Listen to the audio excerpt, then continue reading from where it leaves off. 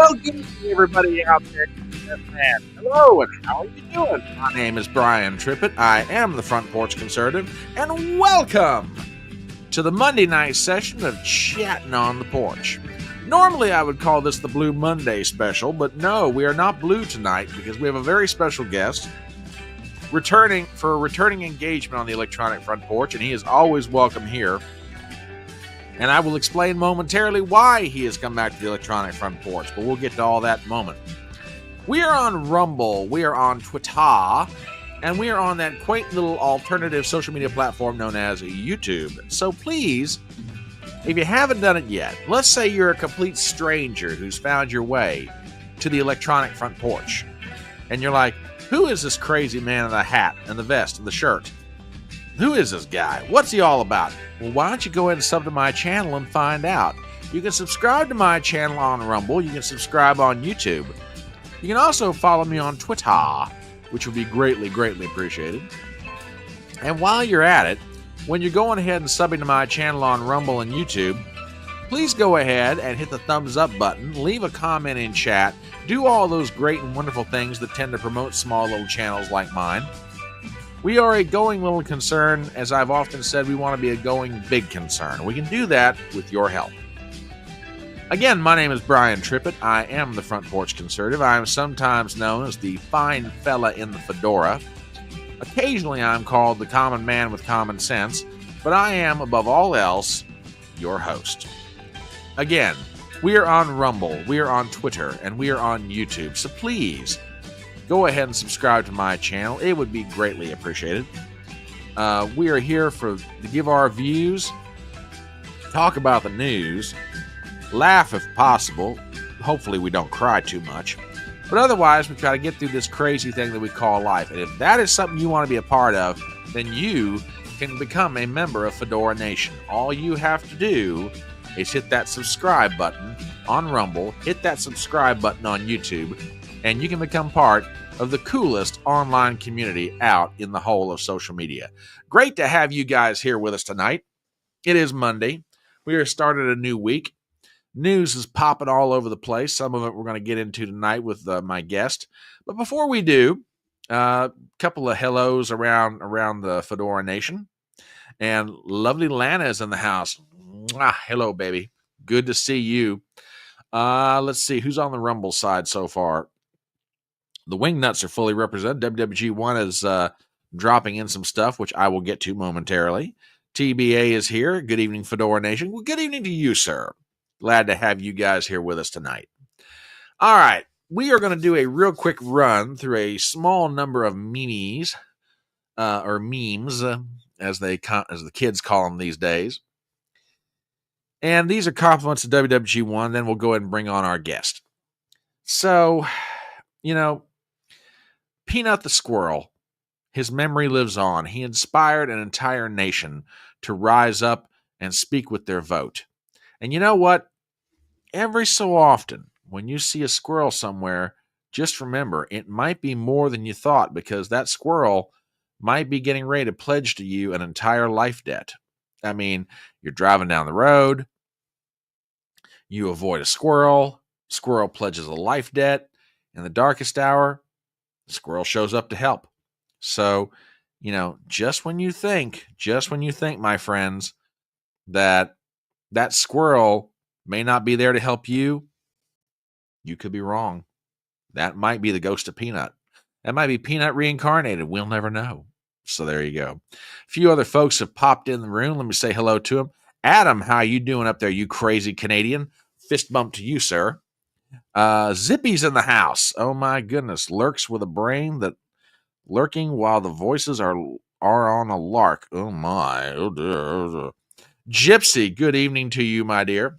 Mwah. Hello, darling. Let's see who else is here in the house. Jay Franklin is here. Good evening, Jay Franklin. And we are glad you're here. Glad you are here. The Blue Streamer has stopped by. Well, hello, Blue Streamer. Glad to have you here. Let's see who else is here. Zippy. I think we got caught up with everybody. Hello. Walter Kern really grabbed onto Peanut, even wrote his eulogy in the newspaper, County, Iowa. Well, there you go. Oh my goodness. Oh my goodness. Z Highness is here. Hello up in Connecticut. Z Highness, how are you doing? Oh goodness, everybody's here. Welcome, welcome, welcome. All right. A few more real quick memes. You know, there are a lot of strange trends that have come out of 2024, and one of them is now commonly referred to as the Trump dance. And everybody, everywhere you go, seems to be doing it. I mean, my goodness, you can't go anywhere that somebody is not doing the Trump dance. Now, I can't play the music to this lest I get in trouble with YouTube, but here we go. Check this out. She's doing the Trump dance. He's doing the Trump dance in the end zone. He's doing the Trump dance. My God, they're doing the Trump dance. Oh my word. These guys are doing the Trump dance. What the heck is this? Everywhere you go, somebody's doing the Trump dance. There's a college player of University of Texas. Holy cow. On and on, my goodness. And there's the man himself. There's a man. There's an East Carolina player doing the Trump dance. You know, just crazy people, just straight crazy. Everywhere you turn, these crazy kids are doing that Trump dance. It's sweeping the nation, baby. Sweeping the nation. Oh, goodness me. But now, not all trends are appreciated even in the era of Trump. I mean, my goodness. You know, look, there are some things that you just don't do. No matter how much you might like Donald Trump. I mean, for example, do you get the feeling that this guy is about to get slapped really hard? But on the other hand, if he does get slapped, is it really going to hurt him that badly given what she looked? I mean, you know, I'm not trying to, you know, let's see. If you're this guy, I saw a really hot MAGA girl. I'm dating a woman that has sworn off sex and shaved her head. You know, is the risk really worth the reward? You know, I don't know. Ruben's like, I love that meme. Well, you know what, Ruben? I'll tell you what, brother.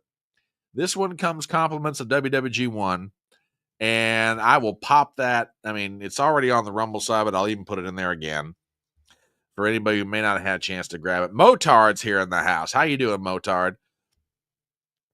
Oh goodness, really? Wow. This is cool. J.R. Franklin's in the house. Hello, J.R. Franklin. It's great to see you. Oh, good. Yeah, this poor guy, I don't know. He might get slapped, but really, is it that big of a loss? Anyway, a couple more real quick things. You know, there is one thing that's definitely happening because of Trump. There's a lot of people currently working for the federal government. They may be soon unemployed.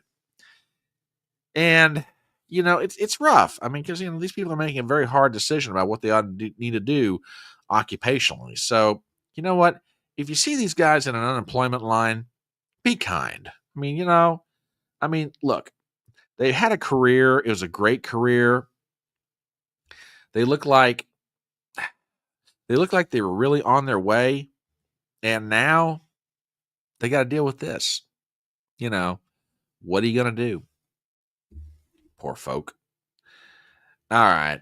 There's one more. And this one, fortunately, is short enough. I think I can get away with not getting in trouble with YouTube. But if you've ever wondered what is the most accurate description of the political opposition, well, Bob Hope may have figured it out about, say, 80 years ago. So with that, I hope you folks enjoy. This is Mr. Montgomery. I met him a few weeks ago in New York. Oh, how are you? You live here? Yes. Well, maybe you know what a zombie is. When a person dies and is buried, it seems there are certain voodoo priests who have the power to bring him back to life.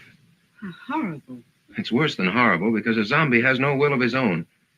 You see them sometimes walking around blindly with dead eyes, following orders, not knowing what they do, not caring. You mean like Democrats? You know, like I said, Bob Hope, he might have been on to something, folks. He might have been on to something. I'm not saying, but I'm just saying. All right, with that, we have concluded the merry memes of the evening, and we'll bring in our guest who has suffered enough backstage, bless his heart.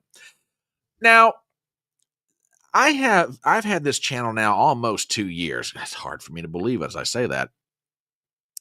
And one of the unspoken rules that I have, it's not unspoken, it's actually quite spoken often. If you come on the electronic front porch and, as a guest, and then you contact me later and say, man, I got to come back on. I got something burning on the brain and I want to talk about it.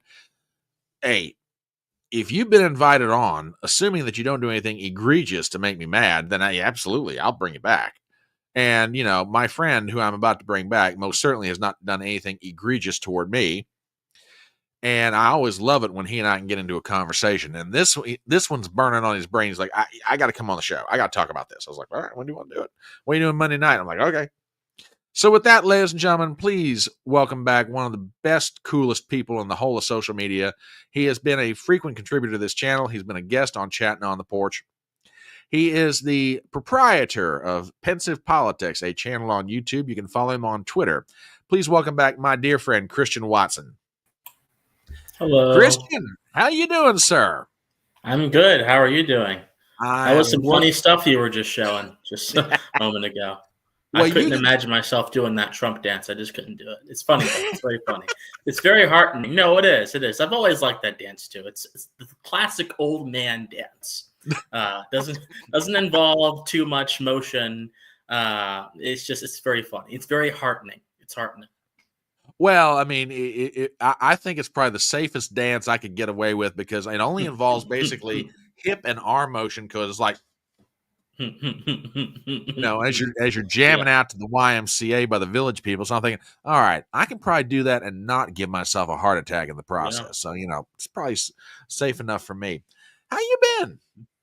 I've been great. And by the way, I wish more people of the younger generation listen to Village People. They're a great group. I know I'm very odd, but I love In the Navy. I love YMCA. I love Macho Man. I love all that stuff. It's all my stuff. Absolutely.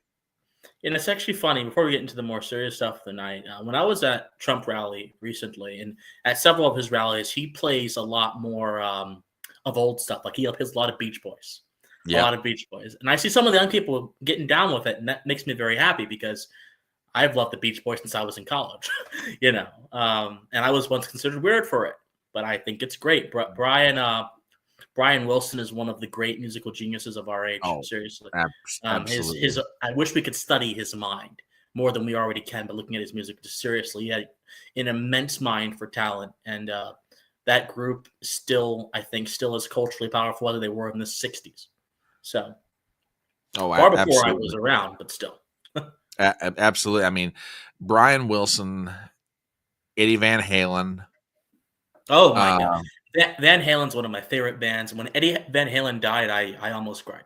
It was I agree. Very heartbreaking. Very heartbreaking. Yeah. That's one of my favorite bands ever. Yeah. Oh, I agree with you completely. I agree. I mean, we're losing too many of the great ones, truly. We are. And I don't know if what's coming up behind them is going to be able to equal, but it's trash.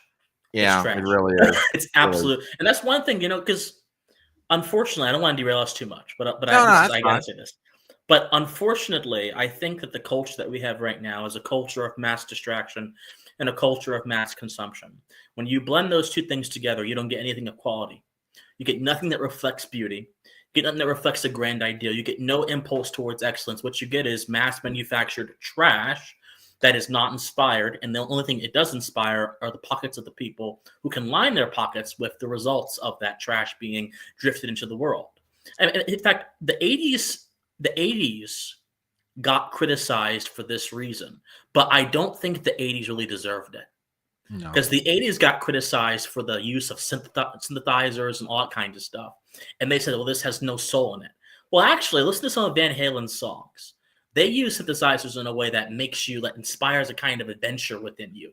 That makes you feel like you're on a journey, on a quest. You can leverage technology to enhance the human spirit, but you can also leverage technology to destroy the human spirit too. So I'll stop my rant there before I go on too far. I will argue that Van Halen's 5150 album is Beautiful. probably Best the album. greatest piece of work that they ever did. Just, 100%. I mean, the synthesizers, the guitar work, Sammy Hagar's vocals, just extraordinary. Just extraordinary. Absolutely.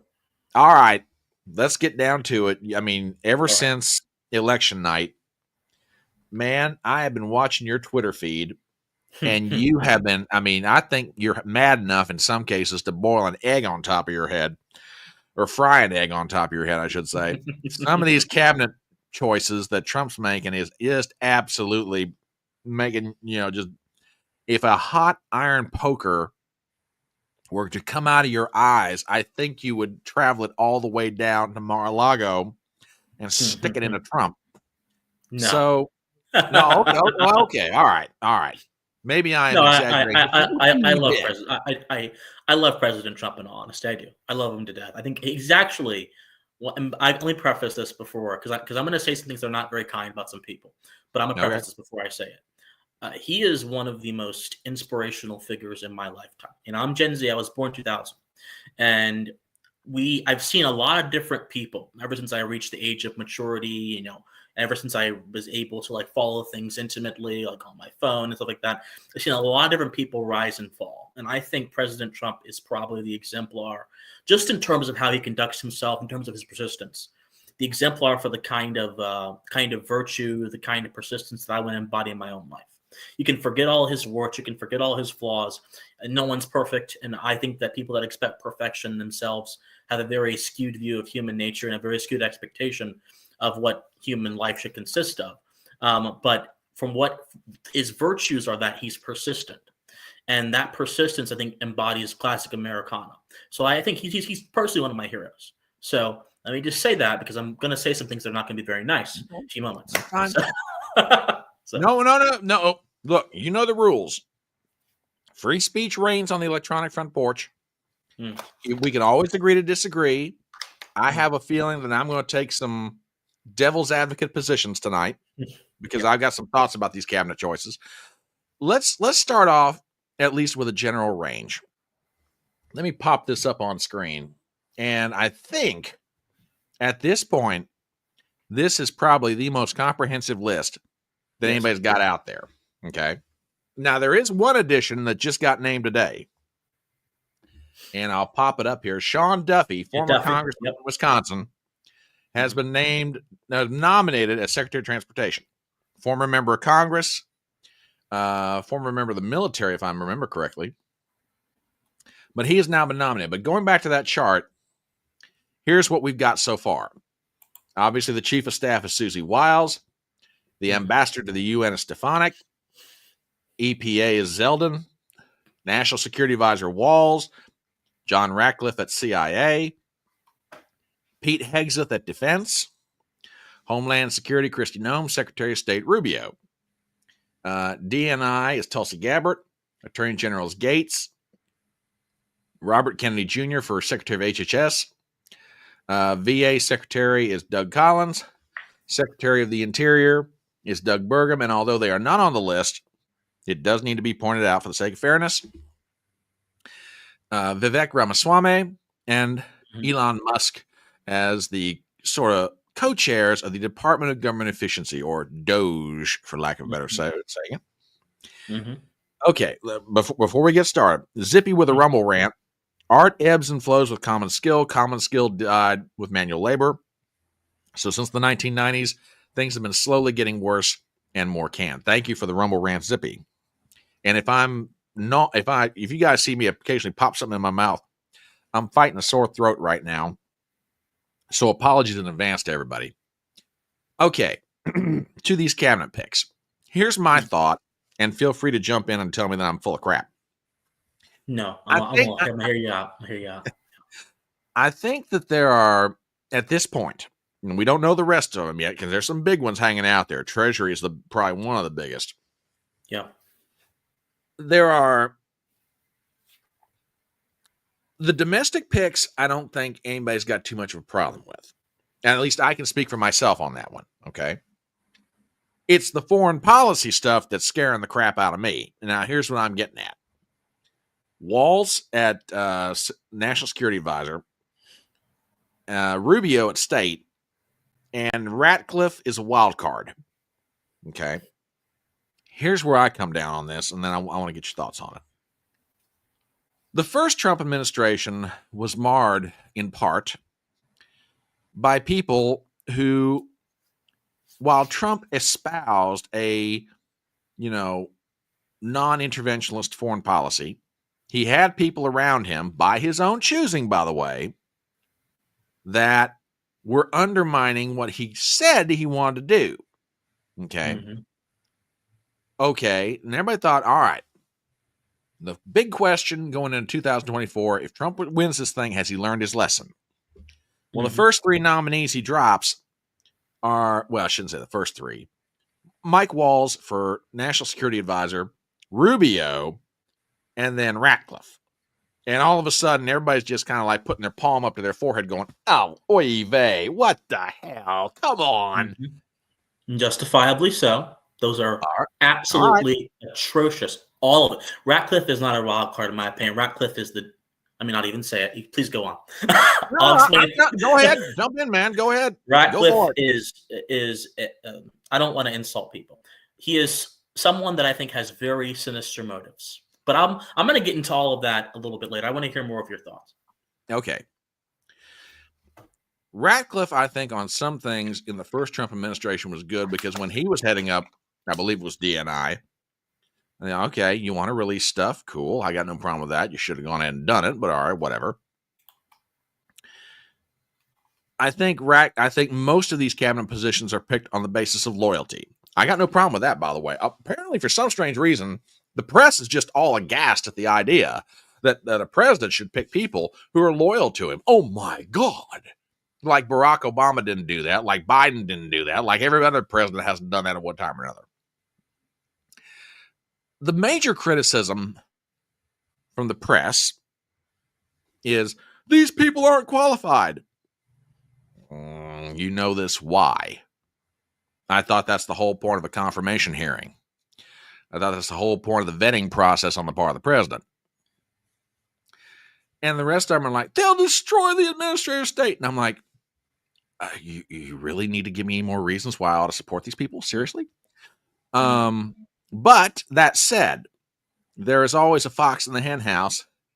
And I've got the funny feeling the foxes starts with the foreign policy side. So with that, I give you the floor. So let's first talk about the loyalty thing. I think it's very important. If you look through the annals of American history, presidents have had a tendency of appointing people who are going to further their agenda. That's the entire point of having an executive branch constituted by someone that wins an election. When you win an election, normally you run on an agenda, and when you get into office, try to execute the agenda. Going all the way back to Grover Cleveland. Grover Cleveland actually kind of faced the same kind of criticism because Grover Cleveland was someone that decided to appoint men who were in his cabinet, who were not only were they loyal, but they were also honest and they were at the utmost moral standards. He got criticized for it.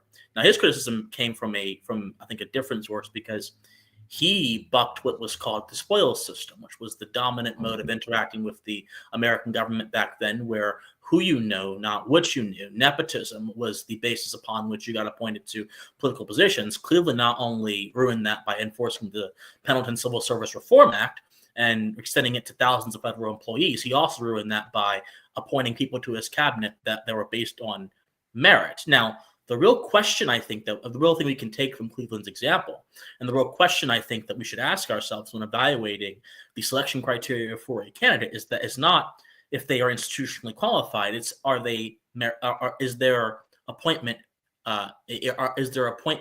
justified by merits? So let's go through a few of these. I'm going to go through the ones that I like first to answer that question, and then I'm going to go into my critique. So Tulsi Gabbard. Tulsi Gabbard has had a very long history of serving in the military. During her tenure in the House, she has had a long history of interacting with matters of intelligence and national security. She's been a massive critic of the surveillance state. She's been a massive critic of the intelligence communities.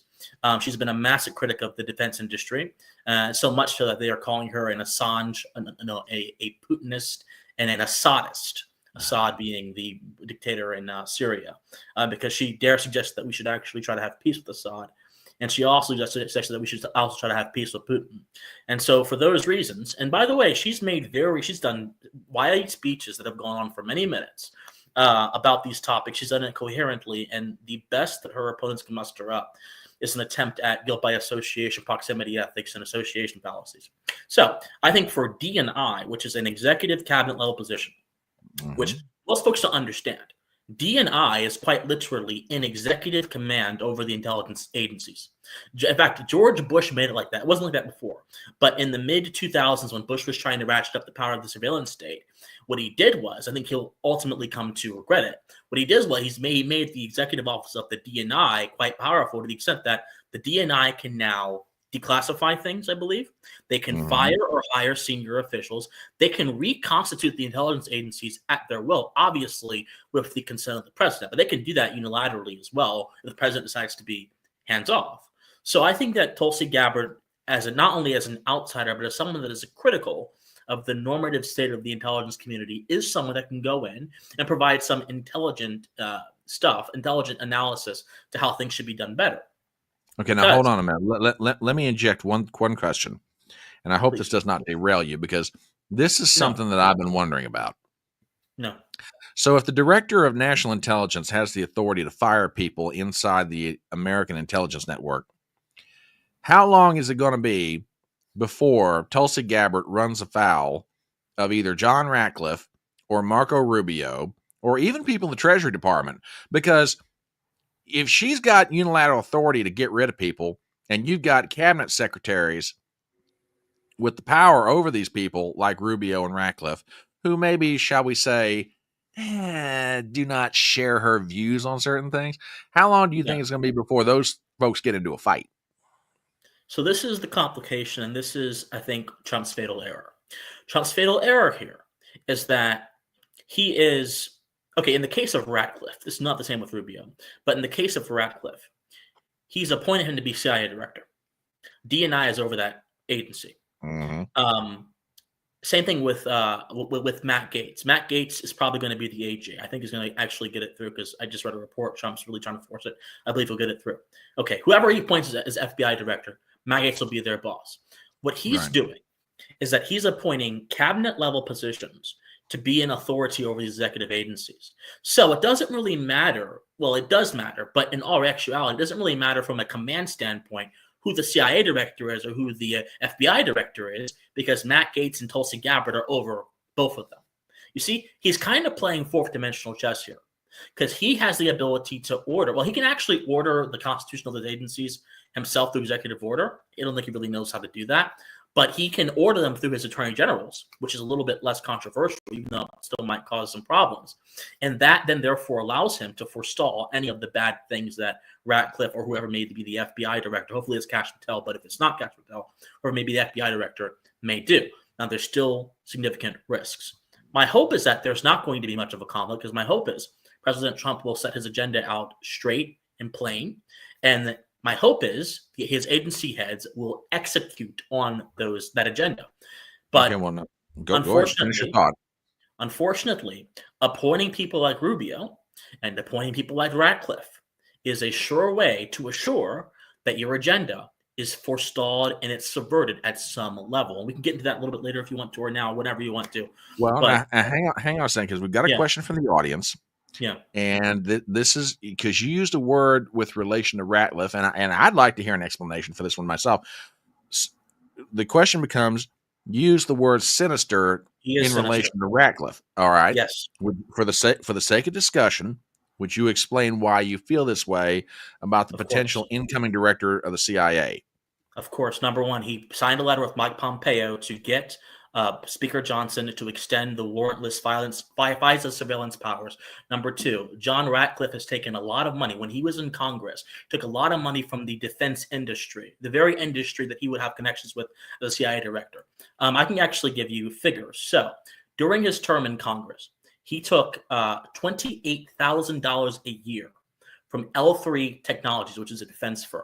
He received $10,000 a year from firms, for PACs affiliated with AT&T and the notorious defense industry giant, Northrop Grumman.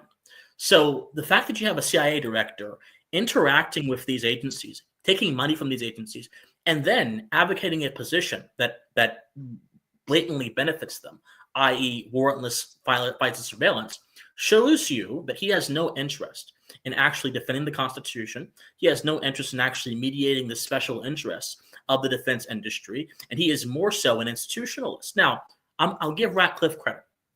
When he was DNI, I think he went from 2020 to 2021, when he was DNI, right.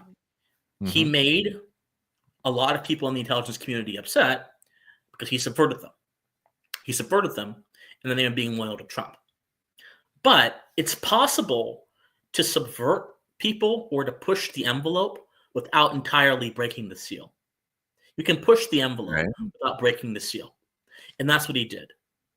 I don't think he brings to the job a mentality that the rest of the Trump team seems to embody. And that's a mentality of being a radical reformist, a mentality of being, I would even say, an abolitionist. Now, another point about Ratcliffe's sinister nature.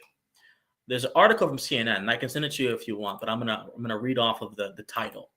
And it says, intelligence agencies, this is written on November 13th, intelligence agencies already anxious over Trump find some solace in Ratcliffe pick for the CIA. And according to these nameless intelligence officials that they're talking to, they say about Ratcliffe's pick that he is a largely professional and potentially less disruptive choice than some other former officials believed to have been under consideration. One official says Ratcliffe is as good as it was going to get. The other says relief over alternative names suggested. The other says things could have been a lot worse.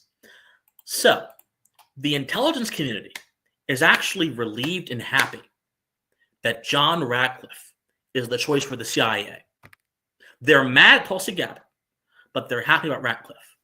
What does that tell you?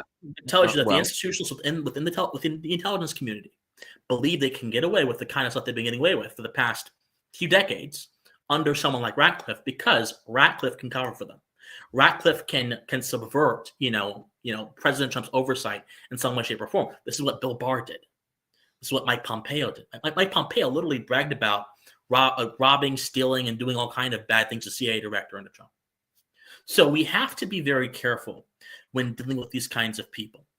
So I think Ratcliffe is sinister. I think the better word would probably be pernicious, because his danger is not seen immediately, but his danger is present. And mark my words, I think he's going to pose some complications for the Trump presidency. All right, let me play the devil's advocate for a minute. Well, sure. And I'll probably be doing that frequently tonight. Not that I'm necessarily disagreeing. I'm just for the purposes of discussion, and maybe you're reflecting some of the views out in chat. Okay, so let's say he's sinister, just for the sake of argument. Let's say that the sources that CNN was using on this article were correct. Mm-hmm. And to go to Gypsy's point, name one person in Congress who hasn't taken money from somebody. Okay, let's just account for all that. If his boss is Tulsi Gabbard, all right, let's just assume for the sake of argument that he is everything you fear him to be. Okay, if she's there holding Ratcliffe in check by virtue of the fact that she's director of national intelligence, how much damage could he really do, even if he's got the itch to do it? Back channels. Okay. The intelligence community is a community within the community, and they communicate with each other through back channels. We saw this, by the way, by those exposed FBI texts that were put up against congressional committee where they were plotting to subvert Trump on FBI official devices. Well, that same exact thing happens in other agencies in the intelligence community, in the NSA and the CIA. You don't need Christian Lawson to tell you. Mike Benz will tell you this exact thing, and he'll go into much greater detail than I ever could. But that's essentially what's going to happen. So if you have a DNI that's really bullish, really aggressive, then that's great. But if you have a CIA director who can subvert the DNI, who can, through back channels, work to subvert the president's agenda, but do so in a very subtle way, That could also potentially throw the DNI off as well, because also it's not about back channels. It's also about the amount of influence and prestige you have within the community. Tulsi Gabbard is not liked by the intelligence community. That's why Politico ran stories about her being DNI. She is reviled by them. That's a good thing. Ratcliffe is liked by them by and large. So that then therefore means he can more easily govern and deal with his section of the intelligence community and get them to go along with his vision of how things should go. So a DNI is not a panacea for the corruption that can occur within the institutions that they are over, just like a president is not a panacea for the corruption that can occur within the institutions that they are over. Now, I want to say another thing. So about the money thing, I don't fault politicians for taking money, although I do, but I understand the realities of our day. I really wish they wouldn't take money from perverse interest. I wish it would all be grassroots funded, but I'm practical about things. What I do fault them for doing is taking money from perverse interests. The only reason Northrop Grumman will give you money is if your policies that you're voting on further the interest of the defense community. In other words, if the policies you're voting on in some way, shape, or form put the country closer towards a war or a conflict or anything in which the defense community would be needed to fund. So it's not that he took money. If he took money, I would be even critiquing Trump. It's not that he took money, it's who he took the money from and how that lines up with his position stated on the record. I'll say again, he signed a letter alongside Mike Pompeo, who we know was a bad guy, who bragged about lying, stealing, and doing all kinds of bad things at the CIA under Trump. He signed a letter with Mike Pompeo urging the Speaker of the House to preserve warrantless FISA surveillance Section powers, 702, which is unconstitutional. Not only is it unconstitutional, but he did it in the name of protecting the country.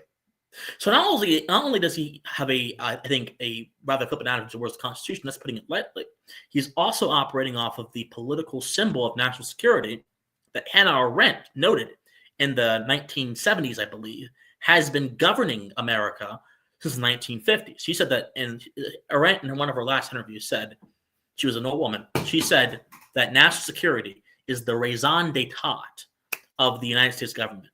What she meant by that is that it was the overriding consideration of every other policy consideration up until that time. And by the way, it still is. Unfortunately, it's grown stronger after 9/11. It was a little bit weaker before 9/11. But after 9/11, it grew even stronger, and it led to the establishment of an agency that should not exist, the DHS, led to the Patriot Act, led to all kinds of different things being passed, led to the establishment of the FISA courts, which basically subvert the Fourth Amendment, led to a bunch of bad things being passed, all in the name of national security. So, how do I know your character? I know your character by what you state you believe and by what you do. And as far as I understand, I think that Ratcliffe is a priest of a very odd symbolic idea that says that national security should usurp even the guardrails of the documents of the Constitution. He's a priest, and his religion is the government, and the government being able to have expansive powers for national security purposes. Well, I don't like having pseudo-religions in my government. I don't like having priests wedded to symbols in my government. I want people that are wedded to the Constitution in my government. And Ratcliffe, I question Ratcliffe's devotion to that. So I think he's really sinister. He's something to watch out for. He's not the worst pick. Most certainly not. Waltz. No, if this is your idea of not the worst pick, I'm dying to hear this. Oh no, Waltz is the worst pick. Waltz is now. Okay, now, I will say this. Okay. I'll take Ratcliffe over Waltz any day. My God, have mercy. Okay.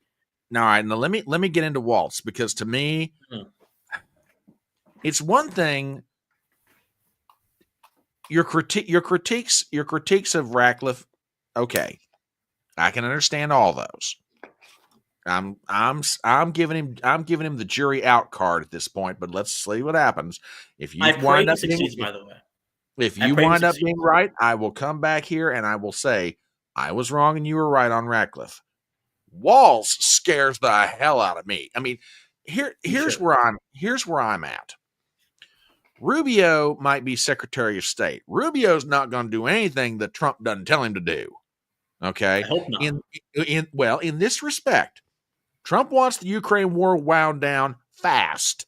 And frankly, after what Biden did, authorizing Ukraine to launch long-range missiles inside of Russia, Terrible. which according to reports, ladies and gentlemen, according to reports, Trump had no idea Biden was going to do that. He got blindsided.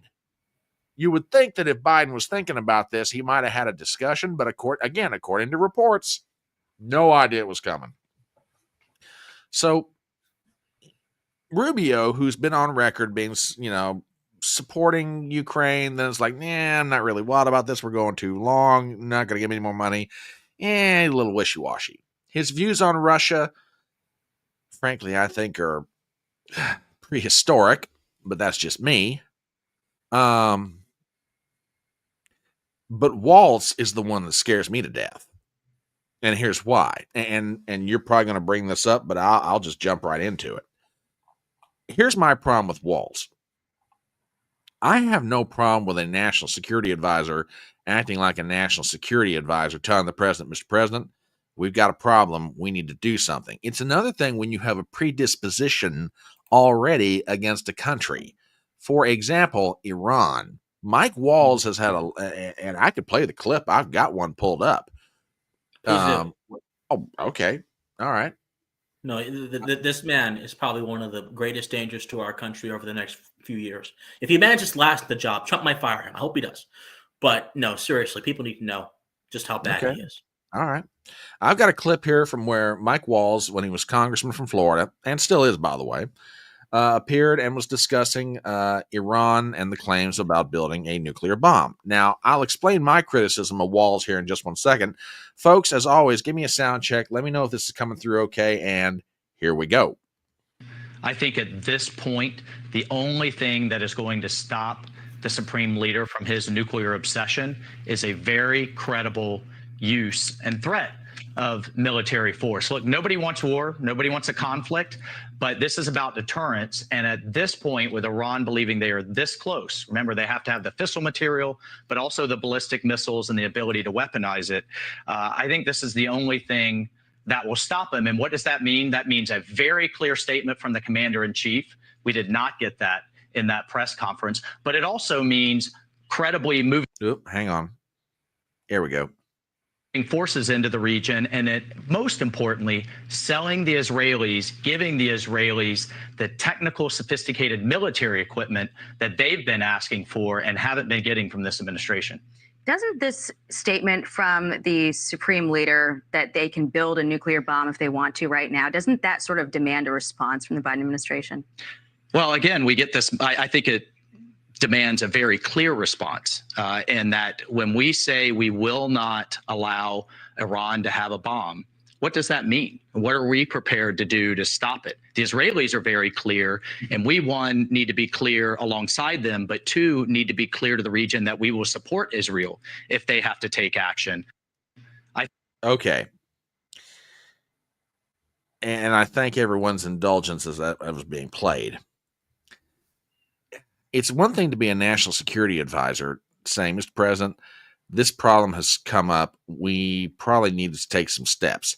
It's another thing when you got a serious Jones to want to do something about a country. Mm-hmm. And there's my worry when it comes to Mike Walls. And again, I understand you must be vigilant in the defense of your nation. I get that. I have no problem with that. But it seems to me, the more I listen to Mike Walls, it's like, get more troops into the region, give the Israelis more weapons, strong, credible threat of, we're going to do something about you naughty Iran. If you get out of line with us, like I said, Ratcliffe, Mike, I'm still giving him the possibility of maybe he's not going to be as bad. But again, with the understanding, I will come back and tell you I was wrong. Rubio's on a short leash because of Trump. Waltz is the one that scares me to death. Your thoughts? So, look, and I'll say this. I hope Ratcliffe succeeds in the way that President Trump's vision would demand he succeeds. I don't want anyone who I'm critiquing to fail. However, I have to look at reality, and bye-bye, Franklin. Thank you for watching. I'll have to look at reality. And I have to draw my assumptions about the future over what has happened in the past. So I hope that I'm wrong on Radcliffe. I'm not too sure I am, but I hope that I am. So, and if I am wrong, I'll be the first person to admit it. So you have to, so someone like Walsh, you have to understand He's not a practical national security analyst. He's not even just your run-of-the-mill neoconservative. This guy is an ideologue. And why do I say that? He's an ideologue who is possessed by a certain perception about how America should be in the world and what it should do to certain countries. Let me give you an example. Afghanistan. Okay. In 2017, during CPAC, he literally said that the war in Afghanistan, which he opposed the withdrawal, by the way. He opposed President Trump's desire to withdraw. He opposed it. He didn't care how it was done. He opposed it. He said it's a multi-generational war that is akin to the United States vanquishing communism and vanquishing fascism, and that we're only 15 years in and we have to keep going. In another interview in 2017 that he gave to the National Interest, he said the following about the war in Afghanistan. He said, quote, "We are in a war of ideas, and we are fighting an ideology.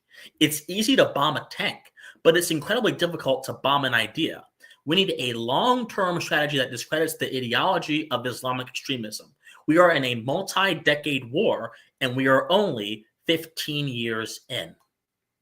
Whenever there's been an attempt to withdraw troops from Afghanistan, Mike Waltz has been the person saying, no, we should not do it, not because we have any material interest in the region, because we have an ideological interest in the region. This is why I always advocate people study philosophy, because most of what you see around you is not a result of people having a certain practical understanding of things. It's a result of some kind of ideological conviction. Mike Waltz is one of those people. You can show him the human cost. You can show him the empirical record. You can show him the devastation happening in Afghanistan. You can show him the futility of it. Because his priors are not subject to being analyzed, and because his priors are so hell-bent on this abstract view of America, he consistently wants us involved in conflicts. And the fact that we withdraw from Afghanistan or whatever, it does not deny the fact that Waltz is the exact person that would still get us into a conflict because of how resistant he was in getting and us leaving Afghanistan. So it's just absolutely terrible. He's an ideologue. He's not someone who thinks practically. He's possessed by his own ideas. He can't see beyond his vision of the world, and he's willing to sacrifice. He's the most dangerous kind of ideologue because he's willing to sacrifice human lives to get what he wants, no matter the cost. So it's not just him being a hawk on Iran or on China. It's him being literally a hawk in all of his thinking. It permeates his thinking. He doesn't know the word diplomacy. It's not in his vocabulary. He's worse than Lindsey Graham. At least Lindsey Graham shapes himself over the practical realities of his day. At least he does that. Yes, he's a hawk, but at least he's practical. That's why he's such a sycophant for certain different people. This guy is not practical at all. He is someone, if he had access to nuclear codes, he would threaten to deploy weapons on people. And I mean this, I'm dead serious. He would threaten to deploy weapons against our enemies without a second thought. He is beyond dangerous. He's beyond dangerous. He should be nowhere near the White House. And I understand, by the way, it's very difficult for some folks to accept this because we want to trust President Trump's judgment. I get that. So do I. But if we want him to succeed, we have to not tell him. We have to keep the discourse going in a direction that's going to help us shape a positive agenda for what we want an America First foreign policy agenda to look like. Mike Waltz is not that. He is a warmonger. He is an ideologue. He wants to... Yes, go on. No, I was going to say, my audience wants to play devil's advocate. Or maybe not devil's advocate, but how do we know that Waltz is not being used as the bargaining chip? In other words, he is the Nixonian madman that Trump's holding on a leash. Yeah, I don't accept this. When you let people in your inner circle that have access to highly classified information, and you know that their views do not accord with yours, and you allow them to be in the room with you, because when Trump has to deal with China, when he has to deal with Ukraine, when he has to deal with Russia, Mike Waltz is going to be in the room with him. Mike Waltz can leak things and make it seem like someone else leaked it. Mike Waltz can try to subvert him from within. And this is what Bill Barr did. So I think that it's really dangerous to let people that you know are opposed to your worldview be in your inner circle where they have the ability to do the most amount of damage, even if they get fired. Okay, now let me counter that. And I've said this about the domestic picks, and I would say this about anybody in the cabinet, even though I profoundly disagree with some of the choices Trump's making. Does the president not have the right to a cabinet of his own choosing? Now, now, let me explain where I'm coming from in this. I may say that Mike Walls is absolutely got an itchy trigger finger. Okay. I may not like Rubio's stand on Russia or particularly China, but let's just say Russia in particular. I'm going to give him, for a moment, let's just lay off the question, China. I've heard Rubio is just, if he had his way about it, he'd reignite the Cold, or at least my opinion. He thinks we're still in a Cold War. Okay. Ratcliffe, I'll give the jury out card to. But does the president not have the right to a cabinet of his own choosing? If he's chosen Walls, if he's chosen Rubio, if he's chosen Ratcliffe, which and again, I have not heard all your thoughts about everybody that Trump's chosen so far, but if he has chosen these people, does he not have the right to the cabinet of his own choosing? And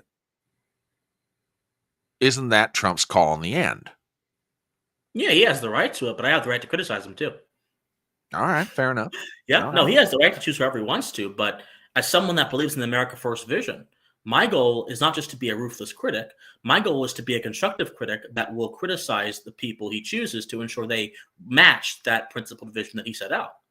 So no, look, he can choose Elmo if he wanted to. It wouldn't be a good idea. I would probably criticize him for choosing Elmo. Like, why is this red Muppet in the White House or whatever? Probably more coherent than anything coming out of the Biden administration. But still, he can choose whoever he wants.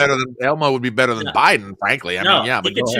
He can choose whoever he wants. But I think that it's important that we hold his feet to the fire. One thing that and this is a personal commitment I made to myself. One thing that I promised myself to do, no matter who the president is, and especially if I share their ideological convictions, I want to do my part, my little part, big part, whatever it is, in helping them be the best president they can be. Okay. I didn't want Joe Biden to fail our nation the way he did. I didn't want him to issue vaccine mandates and all that crazy stuff. I didn't want him to do that, but he did it. And we had to deal with what he did. I want Trump to succeed in the best way he possibly can. And to do that, it's going to involve constructive criticism. And that's something that people have to be okay with. Really. Okay. We're not going to grow as a movement if we don't welcome helpful advice from our allies. Okay. In all honesty. Okay. That's my opinion. Right. Some folks don't agree, and that's fine, because I think a lot of conservatives have PTSD. Because a lot of the criticism that has been coming towards Trump has been from corporate interests that hate our country, that hate him, and are not criticizing him out of good faith. They're criticizing him to tear him down. Okay. Christian Watson is not in that. I had an opportunity actually to be involved in that world.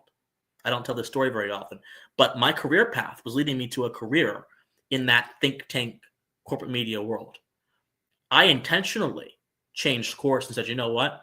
I'm going to do podcasting or YouTube instead. And when I did that, I was criticized. People said, well, everyone does a podcast. You're not going to be known for anything. Don't you want to have the credentials of X institution here behind you? Don't you want to be known for being a fellow at this place? And all those places that I was considering going to are now some of the biggest foes of the America First movement.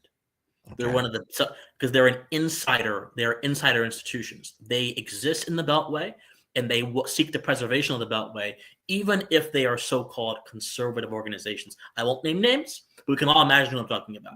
So I reject that role. I reject that vision. But I do think that if we're going to have a refined movement, we must be willing to criticize when things are not happening right, which is why, by the way, a lot of folks criticize Trump over the vaccine. I don't, because I personally believe he was doing what he believed was best at a time of crisis. It's very easy 2 years down the line to say, you shouldn't have done that. But you're the president of the United States, sitting in a boardroom with all these people around you. People are dying thousands by the day.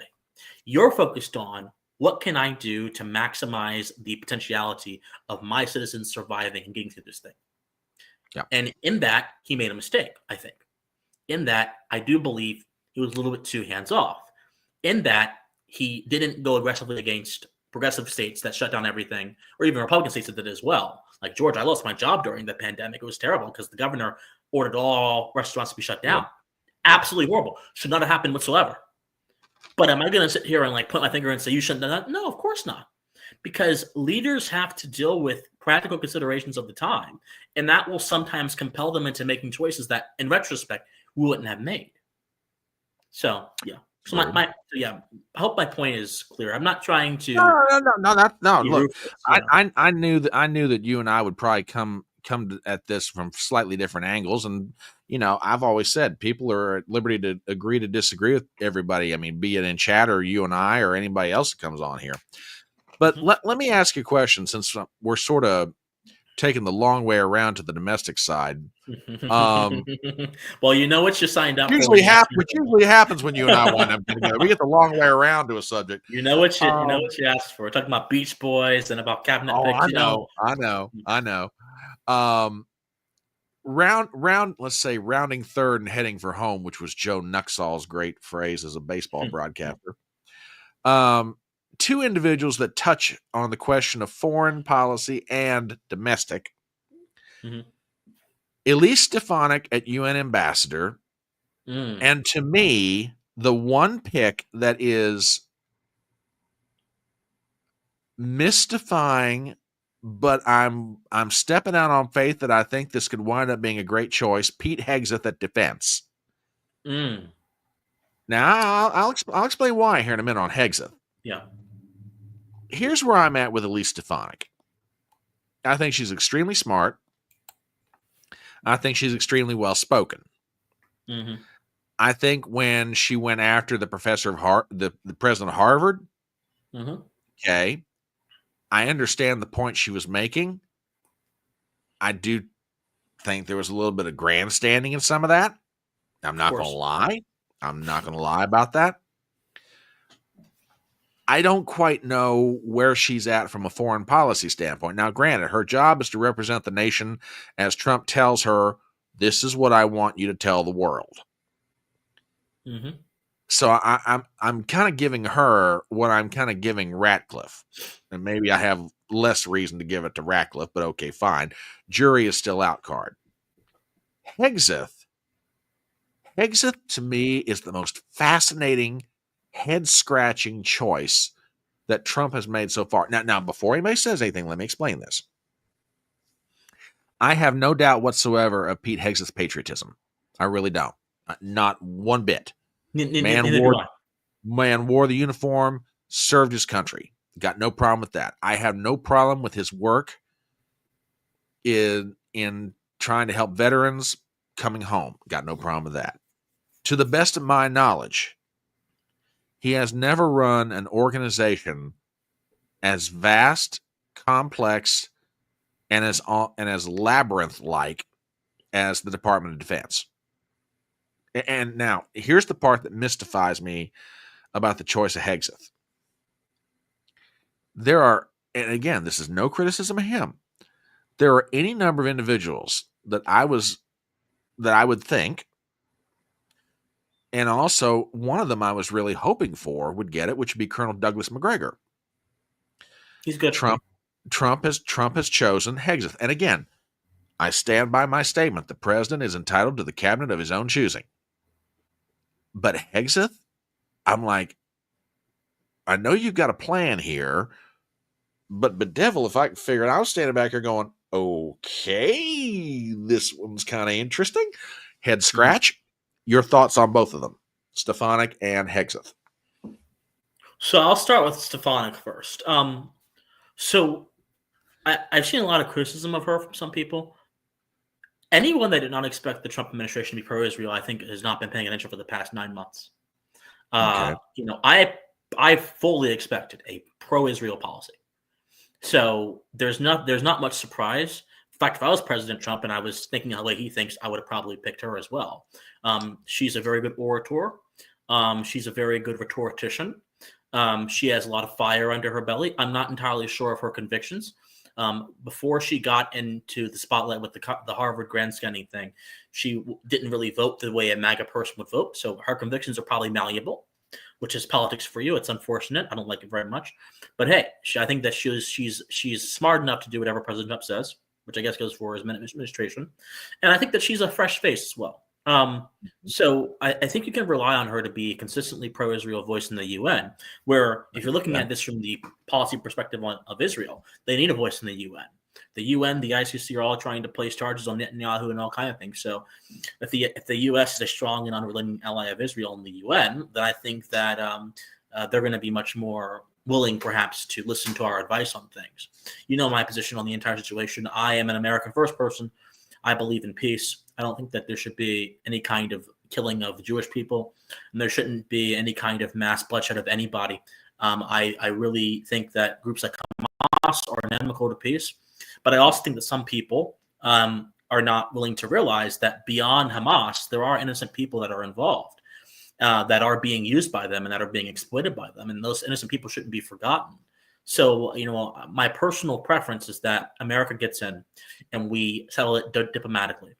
No more guns, no more bombs, none of that. We get in there and we say, okay. We say Abbas, who is the leader of the Palestinian Abbas or whoever would be decides the less radical choice. Netanyahu, let's sit down. Don't send Rubio. Trump himself needs to go to Israel, arrange a talk, and say, hey, okay, what do we need to do here to reach a peaceful outcome? And he needs to use his bully pulpit to enforce it. So my hope is that someone like Stefanik is a step in that direction. My worry is that someone like Mike Huckabee may not be, because Mike Huckabee is really gung-ho. Yes, I forgot about Huckabee. He's really gung-ho. He's really zealous, and I don't think I like Mike Huckabee, by the way. I like him a lot, but he's really zealous on this issue. So I think that someone like Stefanik may signal something good. Now, as for Hegseth, so a few things. First, as a person, he seems like a good person to me. Agreed. He has a lot of passion, a lot of conviction. I am worried about some of the things he said over the past few years, some of the positions he's taken on his show that, to me, could have been right out of the Pentagon's playbook.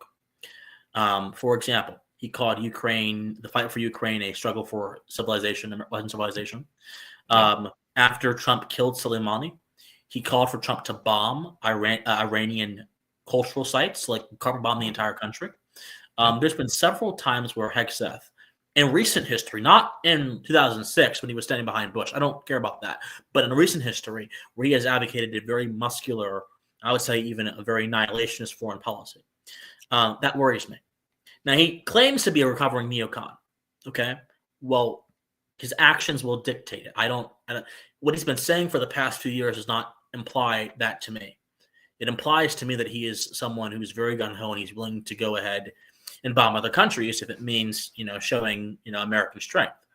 The benefit of Hegseth is that even though he speaks like a Pentagon person, he's not embedded in that culture.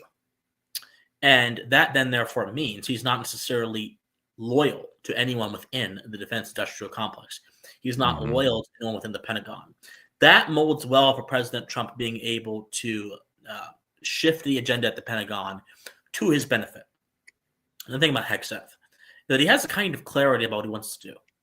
Even if I don't agree with, all of his positions, he has a clarity about it. And that clarity, I think, is going to make it very easier from an administrative viewpoint for him to execute on his policy agendas. So I think he's a mixed bag. If I were to grade him as a nominee, I probably would do a 5 out of 10. But I'm not opposed to it entirely. I have worries. I have concerns. My hope is that he will not. The DOD has a history of deploying propagandists, both retired and current defense specialists, to go advocate for war. During the Iraq War, for example, and the Afghanistan War, the Pentagon actually deployed a network. There's actually articles about this. Deployed a network of former experts and retired and current defense experts to go on cable news and to present a unbiased opinion of the war. Well, the unbiased opinion of the war was actually the opinion the United States government wanted to advance in the minds of Americans. So it was actually quite biased because it served the interest of the Bushes and of the current war effort at that time. The Pentagon has been doing this for a long time, and they're still doing it to this very day. My hope is that Hegseth will have the temerity to say the mass propagandizing of the American people we spend millions of dollars on domestically must stop.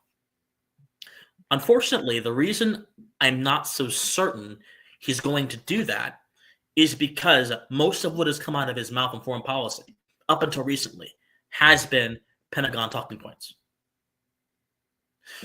So I don't really know.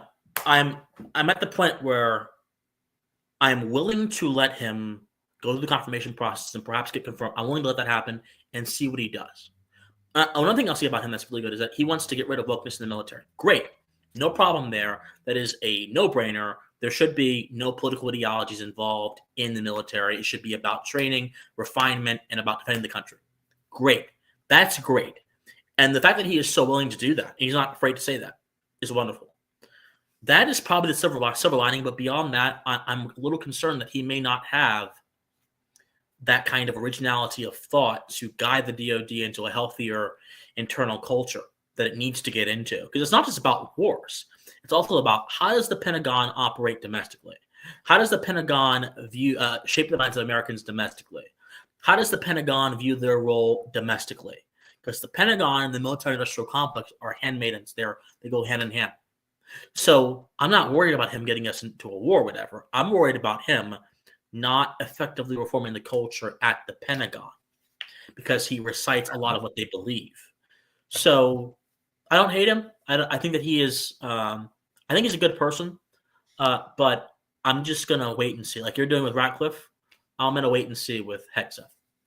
Fair enough.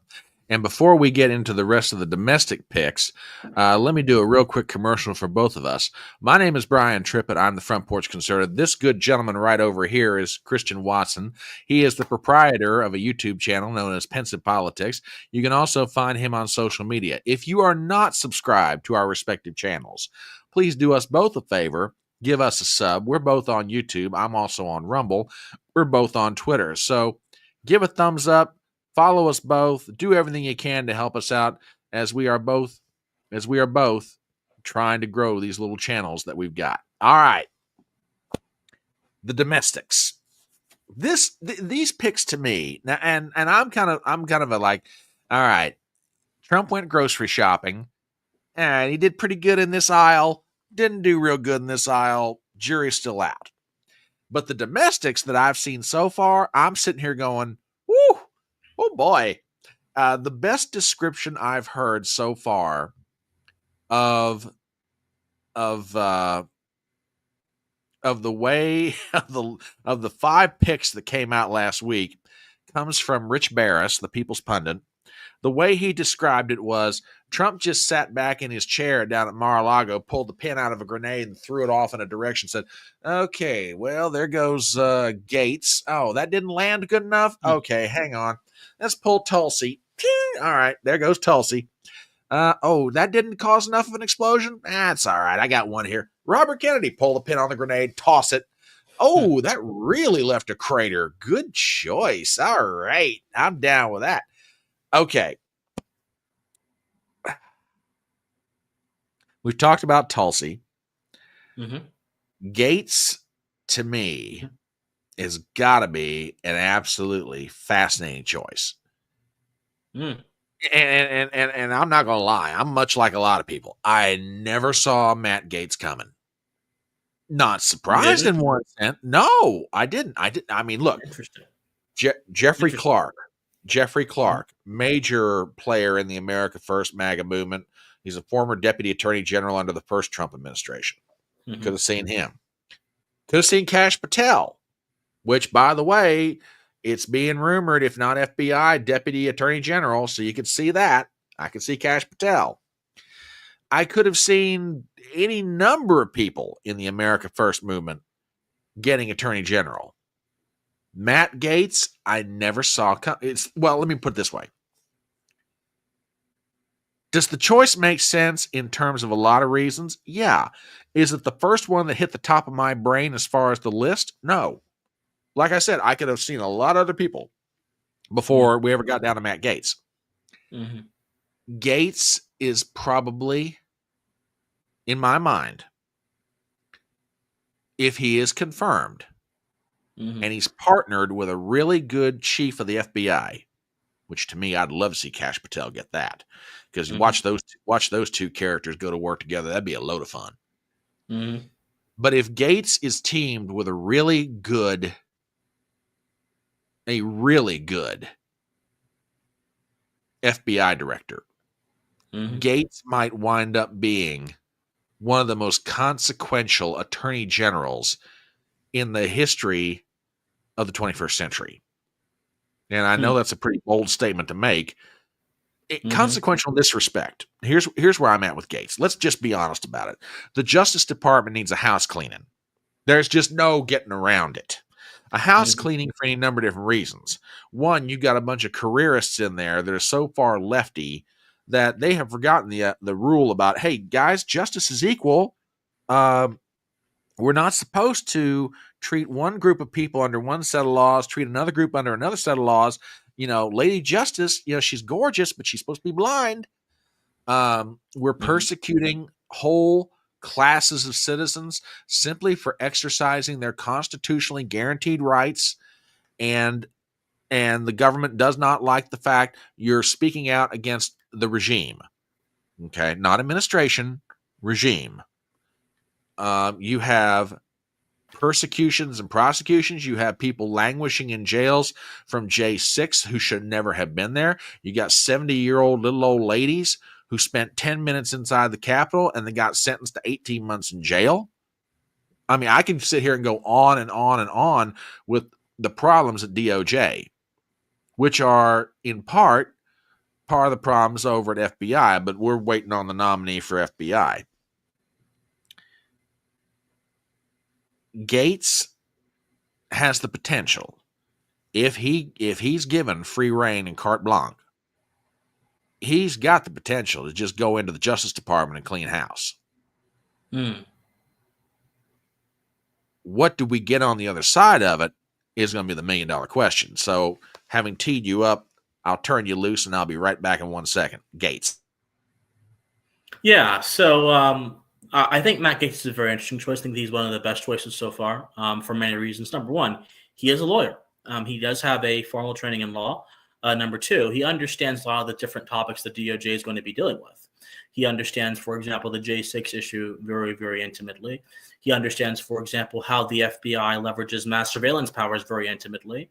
He understands how the FBI and how has hastened forth some of these sort of biased prosecutions very intimately. So from a pure practical standpoint, if we're talking about meritorious nature and qualifications, I don't really see much there that would disqualify him. Most of the attacks that have come from Gates have come primarily due to some of the alleged incidents that have happened in the past that I think have been either disproven or they have not been substantiated sufficiently.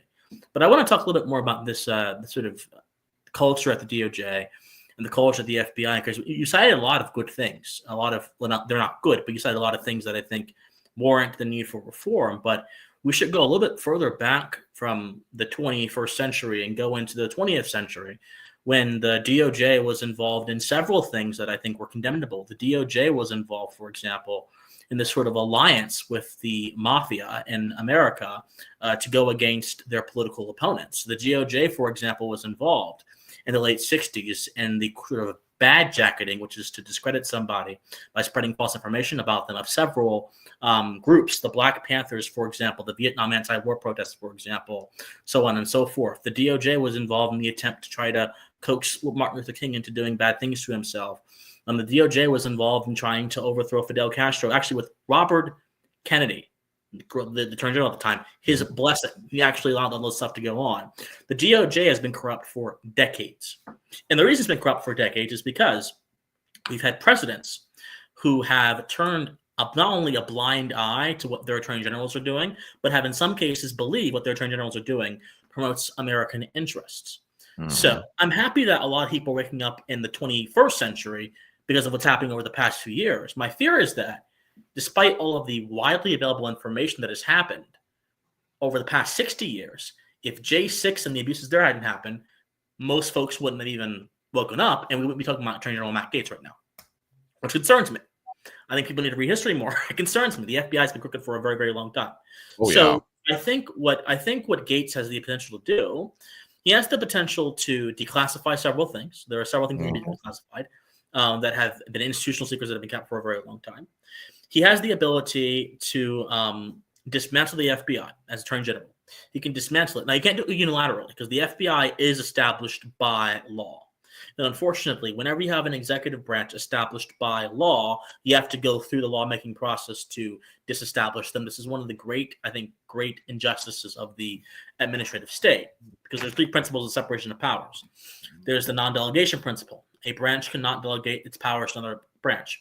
There's a non-combination principle. A single branch cannot coalesce power in a way that is similar to another branch. That is a corollary to the non-delegation principle. And then there is the transparency principle. The transparency principle is that that functions within a particular branch cannot be immune to eternal regulation.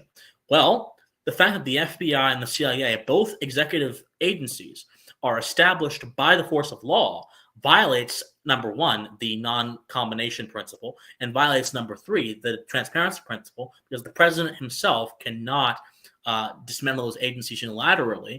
He can only fire or hire high executive levels. So what Gates is up against is not going to be something as simple as, okay, I'm in the AG's office now, I can now change house. No, Gates is going to require, and this is why he might actually go through, Gates is going to require, if he wants to do any major, it's like intense reforms, he's going to require congressional approval. That's the way they've rigged the system. They've rigged it this way. So I think what President Trump is doing right now by allying with Mike Johnson and trying to get on his good side is a good thing. Because who controls expenditures? By constitutionally, the House does. And that can be a starting point to actually getting in and dealing with these agencies. Kash Patel promised, if he were to get FBI director, to shut down the J. Edgar Hoover building and just splinter it into 1,000 directions. Well, that's a great vision, but you need legislation to do that. You need legislation. You can do mass firings, but to do anything more, you need legislation. So I want to temper people's expectations about these picks. They're great. They're going to be a good first step, but they're not going to be able to do anything unilaterally because of the way the Congress has treaded upon the non-combination principles and the transparency principles of separation of powers. So we have to really put that in mind. But as far as cabinet picks go, I think that Matt Gaetz is a fine pick. He just has a lot of work ahead of him, and it's not going. And people should not expect him to be able to clean house even in the first 2 years. It's not going to happen. What's going to happen? All right. Go ahead. If the executive branch was just entirely a self-contained unit, Matt Gaetz could get in there and clean house within a few months. Trump could do that in a few months. It's not self-contained. There is unfortunately a lot of different laws, not just one or two. A lot of different laws that say the FBI statutorily can do X, Y, and Z. They have to go back through like 50 years of laws to try to actually deal with this, and it'd be a really big legislative headache. And a lot of folks are not talking about that for some reason. I don't know why. They're giving our hopes up. This is one of the reasons why I think Trump had a lot of critics, his first term, is that they had high expectations for him based on unrealistic things. And then when he wasn't able to meet all of those, we're like, oh, I can't believe he sold us out. He didn't sell you out. He is dealing with a set of realities that aren't sexy to talk about on podcasts, but are what actually controls the governance of our current nation. So, yeah. Okay. In that vein, let me ask you 2 questions. And this was something at the tail end of Trump's first term that he was just within an ace of getting done. It's called Executive Order F, which gives the executive branch a whole lot more control over the ability to fire a civil servant. Okay. If I had to guess, and this is just me, sitting on my electronic front porch with a good friend of mine, shooting the breeze as gentlemen often do, and, just speculating. I have a feeling in one form or another that is going to be revived in earnest if Trump can find a way to do it. Because, and I'd like your thought on this. Trump knows he has a limited amount of time. Okay. This is it. Win, lose, or draw, this is it. He'll never go back to the presidency again. He's going to want to make as much impact as he possibly can, while simultaneously setting up someone to hopefully succeed him in 2028. And Lord, we could get into that debate all night long. Let's just forego that for right now. How much between granted, there are whole departments that are by statute created, which means you've got to have some kind of congressional authority to be able to either downsize them or out and out eliminate them. But absent that, how much of a meat cleaver do you anticipate Trump, and we'll get back to the cabinet picks here in a second, folks, so hang on.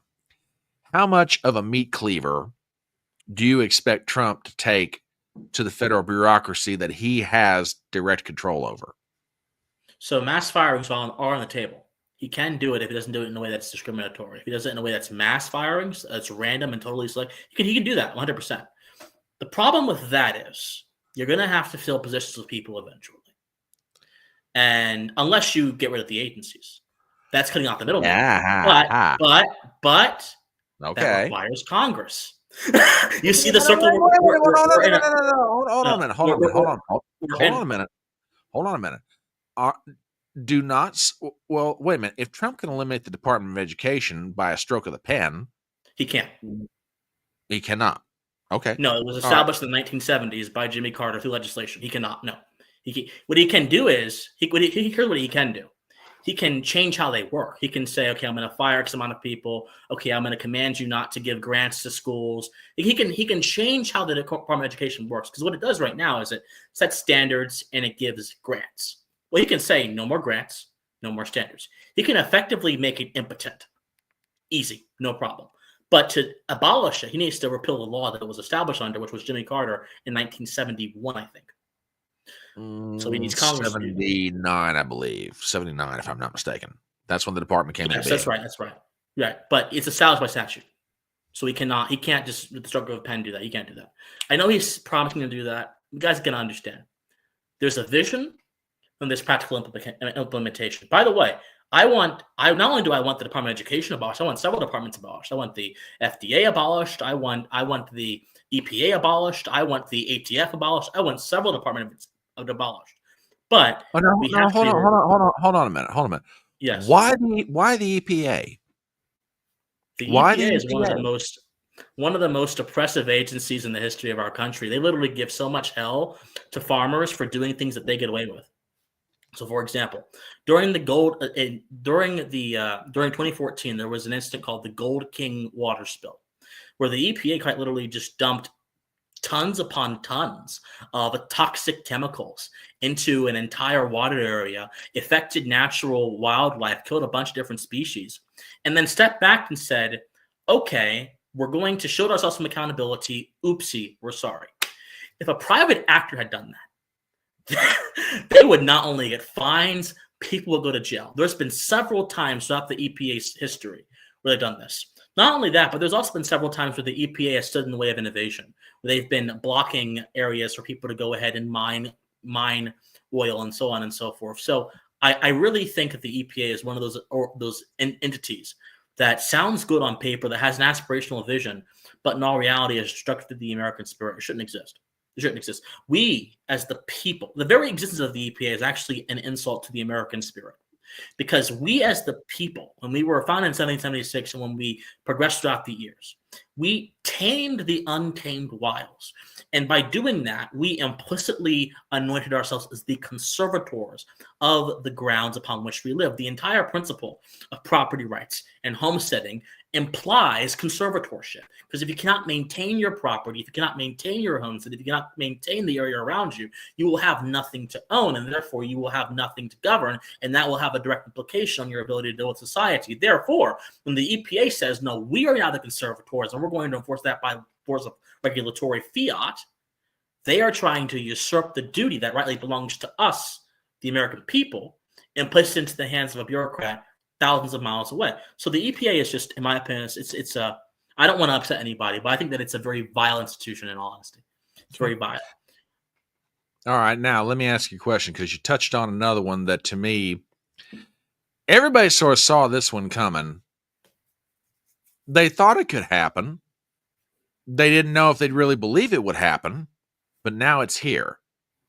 Robert F. Kennedy Jr. at the head of Department of Health and Human Services. Now, this choice to me is fascinating for a lot of different reasons.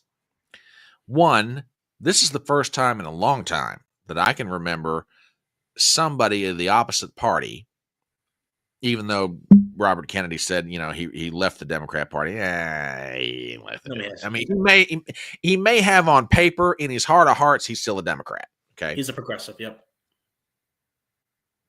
the first time in a long time that I can remember somebody being nominated to a major office who was a member of the opposite party. Okay, that's number one. Number two, you're right. Robert Kennedy on a lot of issues is a progressive. Donald Trump is what I'll call him a common sense moderate. Okay. So there's that. However, I think in his heart of hearts, Robert Kennedy wants to do some good, at least as far as trying to change the way we deal with healthcare in this country. Yes. I was thinking maybe he would get head of FDA or something like that. Oh, no. Trump gave him the keys to the kingdom with the potential that a whole bunch of people at Centers for Disease Control, FDA, a whole bunch of places right now are looking over their shoulder going, is that him? Do I hear him in the background? You know,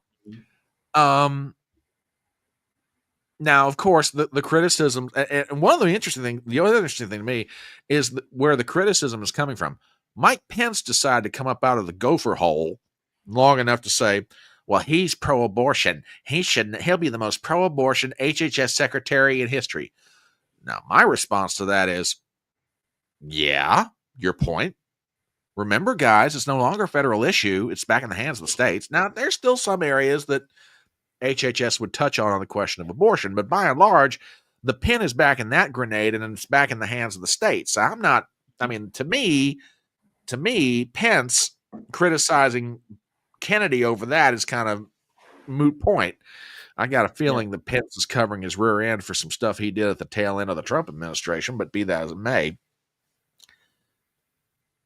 again, much like a lot of Trump's picks, this one I'm going to give the benefit of the doubt. But if in his heart of hearts, and given his experience and what he knows, I am very fascinated to see what he could do in 4 years at HHS. Your thoughts on Kennedy?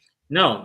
Look, so I think as HHS secretary, he's the natural choice because he's been somebody who's been online litigating issues that oftentimes have been dispersed by the medical establishment. I will say this though. If RFK were given free reign to implement his expansive vision, the totality of it, which he won't be, by the way, he won't be given that free reign. But if he were, it would, I think, erect a kind of nanny state over what we eat and what we do, much like Michael Bloomberg. Now, thankfully, as an administrative executive, he is much more restricted in what he can do. He's not supposed to set policy. He can unfortunately set regulations, but he doesn't set policy. And the president obviously has the ability by executive order to override anything he does. So I think that in terms of his stated goals, being that he wants to, number one, investigate what we're putting in food and water, fluoride, all the other additives. He wants to investigate why we're adding all these different things to food, like yellow dyes, so on and so forth. He wants to stamp down on pesticides. All of that in my framework is morally justifiable. And it's not a nanny state. And I'll tell you why it's not a nanny state. Because a nanny state is a apparatus that would make decisions for you. What RFK Jr. is proposing to do is he's proposing to influence the way our food is constituted before it gets to the stage where you have a choice at all. You don't get to choose if pesticides are put in your crops. You don't get to choose if yellow dye is put into your Cheerios. You don't get to choose if fluoride is put into your water. That's not a choice. Those things come pre-packaged to you as the consumer. So what he's actually doing is he's actually empowering choice by taking away the harmful additives to things that we eat every day, that we consume every day, and giving us the power to decide what to put into our body. Another thing that I think is very important. Health is a precondition for the pursuit of virtue. Because when I think about politics, I don't think about it in terms of big government, small government. I think of, okay, what are the best conditions to make a virtuous society? Health is the precondition for the pursuit of virtue. And if you have a society of people that are constantly being poisoned by what they eat, that are getting cancers from certain things that are put into their body by way of their environment, you have a society of people who cannot pursue virtue because their efforts will be taken up trying to get healthy. So to have a virtuous society, you must have a healthy society. Therefore, there's a legitimate role for regulation when it comes to those kinds of things. So I think that it's I think that his agenda on those issues is totally fine. It's great. I think that it's a natural choice for the kind of era we're entering into right now. I would just caution people: don't hop from that position and embrace a nanny state over the kind of food you eat, because that's not going to make you healthier and it's not going to help society. It's going to simply give the power into a bureaucrat to decide what you do with your body, and that in the most external sense, not in terms of abortion. As far as abortion goes, look, HHS has the ability to issue recommendations and policy papers when it comes to that kind of stuff. That's true. Do I think the Trump administration is going to let him issue anything that's pro-abortion from the head of the? No, of course not. So it's a non-issue in all honesty. He's not even going to have an impact on that issue. So I think it's really a non-issue. And Mike Pence is just he's the last gasp of a failing institution that is trying to hold on to its power. So I don't take anything he says seriously in all honesty. I dismiss him. I just don't take him seriously. So that criticism is just falls flat in my opinion. I agree. Let me ask you a question, because Kennedy's got an idea, and there's half of me that it's like, yeah, I'm down with this idea. And the other half of my brain's going, I'm not so sure I'm all that down with this constitutionally. One idea that Robert F. Kennedy Jr. has proposed is the banning of pharmaceutical companies to be able to purchase advertising over television networks. Okay. Now here's where my brain's at on that. I'm like, okay, kind of see where he's coming from. On the other hand, I'm like, all right, it's a product. Assuming they're not lying in the advertising, you can't ban it for that reason. Are we not getting into the question of infringing upon free speech vis-a-vis the First Amendment? I'm a little torn on this one. I'm leaning to, okay, kind of makes sense. If it's really that good of a product, why not just let the doctors talk about it? Why do we got to constantly push the stuff over the airwaves? Your thoughts on this one? No, I mean, commercial advertising is long protected by the First Amendment, long protected by court rulings. So I don't think that that's an appropriate use of federal power, nor do I think that's actually going to disincentivize the use of medicines that are actually bad for us. Because all right, well, wait. No, I don't think so. What about cigarettes? We don't advertise cigarettes over television. We used to. We don't anymore. You're right, but that's not why the cigarette use went down. Cigarette use went down because there was a concerted campaign against cigarettes, a concerted propaganda campaign against cigarettes from all these different health institutions talking about their harmful effects, and different health people going to public schools and showing people the displays of lungs, one with tar marked from tobacco and one with a healthy, and just like showing it that way. That's what effectively I think caused cigarette usage to go down. It wasn't banning. You could argue that the sin tax we put on cigarettes had an impact, but I've seen people spend $40 a pack on a carton. So I don't think that really has impacted a lot of different people. It was largely the sort of fear factor of the effects of smoking that made it go down. And by the way, that's a good thing, but you don't have to ban. You don't have to ban things to do that. You can simply do it by advocating why you believe your ideas are best in terms of that product. So no, I don't think it's appropriate on a First Amendment level to ban commercial advertising. I think that, RFK is going to have a very powerful position. And that powerful position is going to give him the ability to have a certain kind of authority when he speaks about health issues. He's going to be able to essentially go out there and craft the health policy of the United States of America. He'll probably be the second most powerful person next to the Surgeon General. Ooh. So that then therefore means he should use that as a means of opposing the pharmaceutical companies. No one's talking about that. No one's talking about the kind of influential authority he's going to have as HHS secretary to quite literally push back against the propaganda of the companies. They're going to be upset about that too.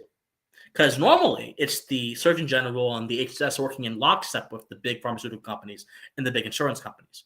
When then there's now a rift, that's going to be noticeable, and people are going to take notice of that. Okay. Now let's shift gears slightly, and some of these positions have been made known. By the way, I gotta get going very soon here, but I can say it for like 15 more minutes or so. Oh, okay, all right. We'll wrap it up here in just a few minutes. Right. One position has been made known. There's also a council related to this. Let's just talk energy policy for a second. Okay. I was a little surprised Doug Burgum got Secretary of Interior, but however, he's been named to this Council on Energy Policy. Burgum comes from an energy producing state, North Dakota. 100%. He's got ties to the industry. I'm again, maybe Trump's got somebody in mind for Department of Energy. Don't know yet. But your thoughts so far, as we know them anyway, about where Trump's going on energy, because he's going to bring back fracking in a big way, open up Anwar in a big way, hopefully get the Keystone Pipeline restarted in a big way. Your thoughts so far? I think he's going in a very positive direction. I mean, one of the reasons why energy independence is also foreign policy independence. One of the reasons why America is so intertwined with different conflicts in the world, and by the way, Rubio himself made this argument back in 2016, is because we have interest around the world. Now, interest has been so ill-defined. It's like a floating abstraction that can apply to anything the government at the time wants to latch onto. One of those interests is being able to fuel the sustenance of the nation. And so our interests have conveniently found themselves in the Middle East all the time, when we have a lot of different reserves in the Dakotas and in Texas and California, off the shore of Alaska, so on and so forth, that people have shown can fuel our nation for decades without any outside help. So I think that by appointing, someone who is the governor of an energy producing state, like the Dakotas, they're offering high salaries out there if you go out there and do stuff for them in that sector. If by appointing someone who understands the energy intimately and has created the conditions for the energy to flourish, I think he's very serious about making America energy independent. So, no, I'm very positive about this. It's probably actually one of my favorite picks, in all honesty, because Burgum was not my favorite for vice president whatsoever. I did not trust him whatsoever. But on this, he knows what he's doing.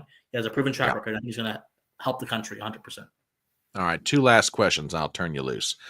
Right. Kristi Noem. Seriously. I'm glad you're here, brother. Kristi Noem at Department of Homeland Security. Your thoughts? That's hilarious. Oh, by the way, I wanted Kristi Noem to be the VP. I know it's an unpopular opinion, but I wanted her to be. Yeah, I like Kristi Noem.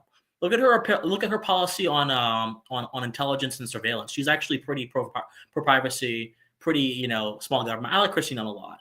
I think the dog comment was unfortunate, but if you put it in the context that it was meant in, a lot of people who do hunting and outdoorsmanship can tell you, this is the kind of we have to do sometimes. It's like when you're out in the wild, there are brutalities that you have to face. The wild is untamed.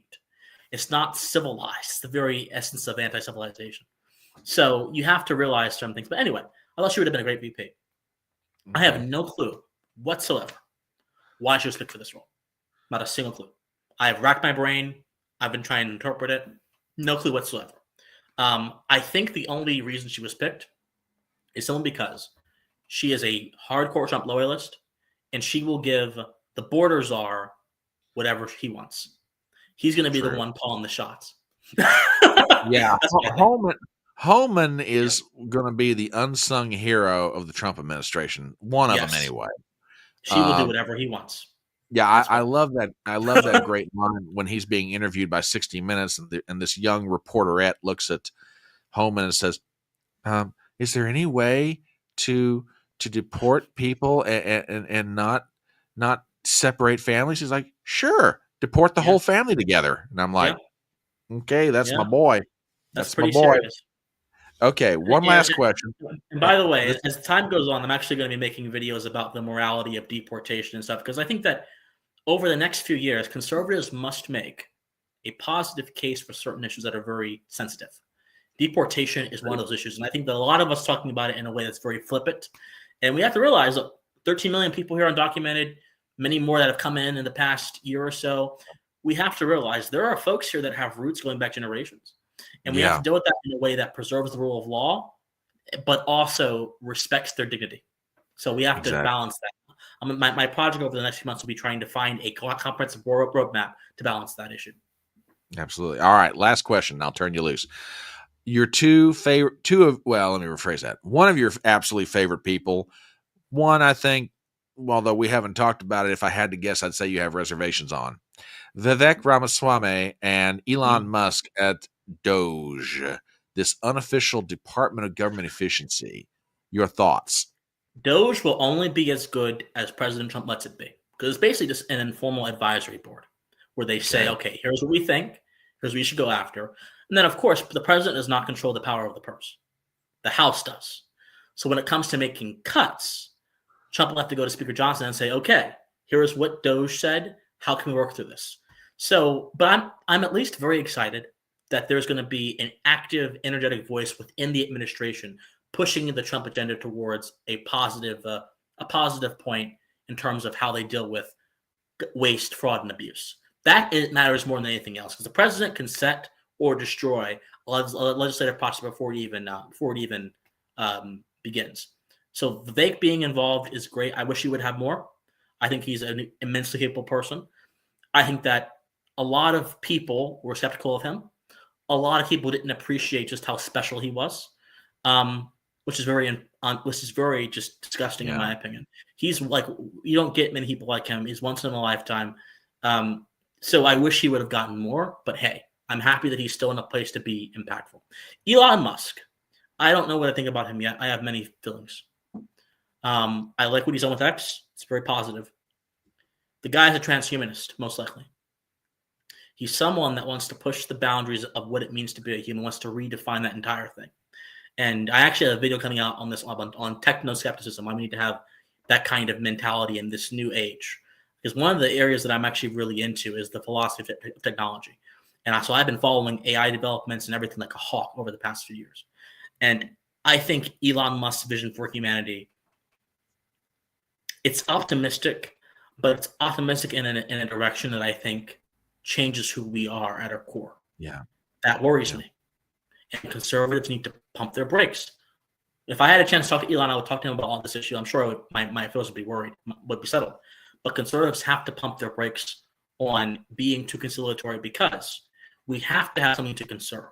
And if we lose fundamental truths derived from human nature, we will have nothing left to conserve. So I'm skeptical about, I know this is an uncommon take.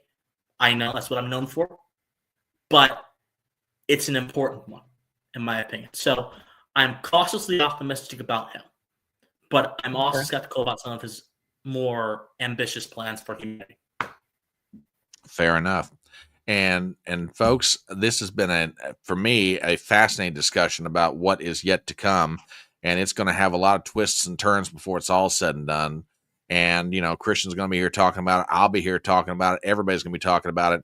And I want to thank everybody for being here tonight for this session of Chatting on the Porch. Christian, I know you got to run, so where can people find you on social media? What can they do to support your efforts? And what best can they do to help you out? You can find me on YouTube at Pensive Politics. You can also find me on Twitter at Official C. Watson. You can just follow, comment on my videos, subscribe, whatever you want to do, in all honesty. I'm trying to build this up to be something great and big, and trying to make a positive voice of the conversation. Absolutely. And folks, I will be back tomorrow night at 8 p.m. Eastern, a little bit later start. My guest is going to be Tara Fall, who is a photographer and documentarian out of Portland, Oregon. And I've been following her work on Twitter for quite some time, and she graciously agreed to come on the channel. We're going to be having a discussion about what goes on in her city and her efforts to document some of the things that she sees in the city where she resides. So be here tomorrow night, 8 p.m. Eastern. Christian, hang on for 1 second. We'll say our goodbyes backstage. Ladies and gentlemen, thank you so much for being here for another session of Chat on the Porch. Subscribe to our channels.